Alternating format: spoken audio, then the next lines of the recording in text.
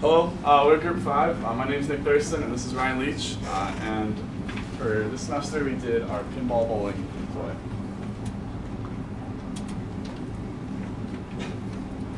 toy. So what we did is we made a toy with pinball flippers on a pinball board.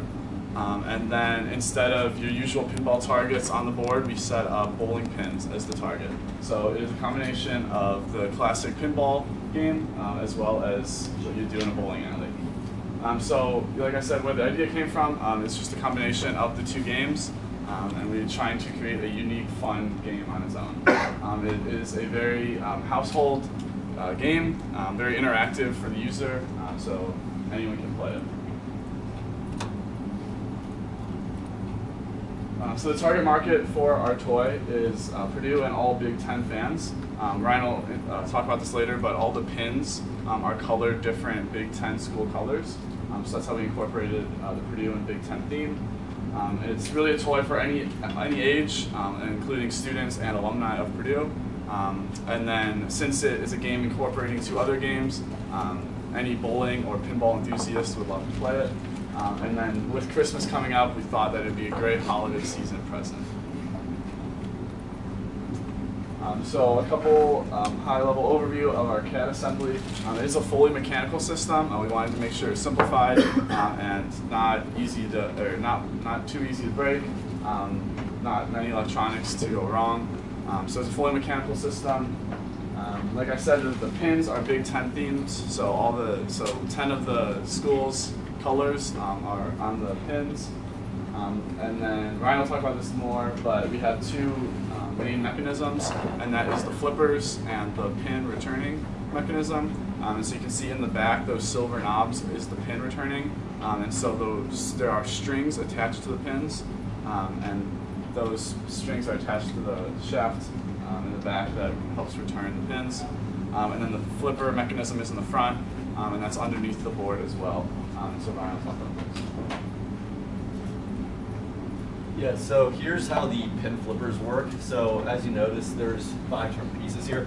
So you have the actual flipper, and that's constrained to this shaft that's also connected to this block. And so those are screwed in together, and that constrains it all in one piece. And so then you have this block right here, which is constrained to the actual playing field of the pinball machine. And the button goes through with a shaft that goes through that button. So when you press that button in, that works like a cam slider, and it rotates the entire flipper. And so there's obviously going to be 2 flippers, one on each side for your left and right hands.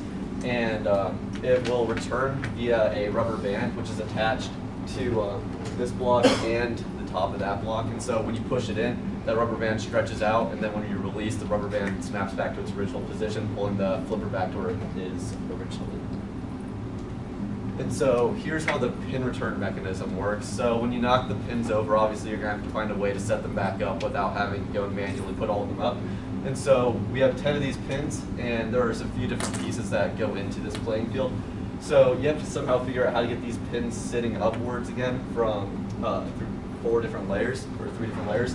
And so how this works is there's a string that's connected to every single pin through the bottom of it, and that pin, or that string goes through all the holes and gets wrapped around this shaft down here, so that when you turn this knob right here, the strings will pull tight, and that'll pull all of them back up to their vertical starting positions. And then once you've got them tight, you turn that the other direction to get a little bit of, so it's not super taut. That way when the ball hits the pins, they can knock over in the future.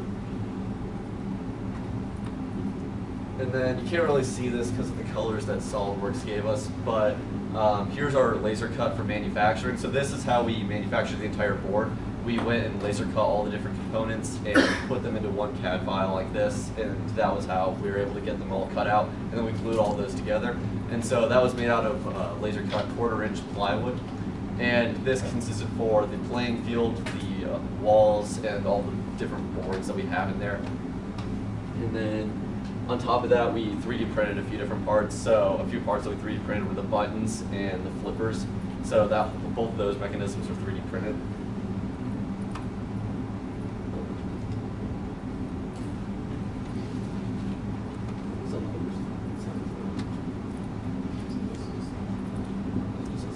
So here's a, oh no, the other side is the assembly, which is over here for some reason. can't get that slide to work. We'll come back in a minute. But here's a demonstration video of the pinball machine working. So as you see, you press the buttons in and it moves the flippers, and then you can shoot the ball up the ramp and it'll hit the pins. And so we're currently working to make it so that the flippers work a little bit better, and we're trying to figure out a better way to constrain the dowel rods that are inside the pins to the actual flippers. And then on top of that, we're trying to figure out the best possible way to wrap these strings around the return mechanism to make it so that they can knock over a little bit easier. And do you have this? Yeah, so we can't, for some reason, get that up on here. Here's the slide we couldn't get up. But here's the assembly. So obviously that's a picture of the final product right there.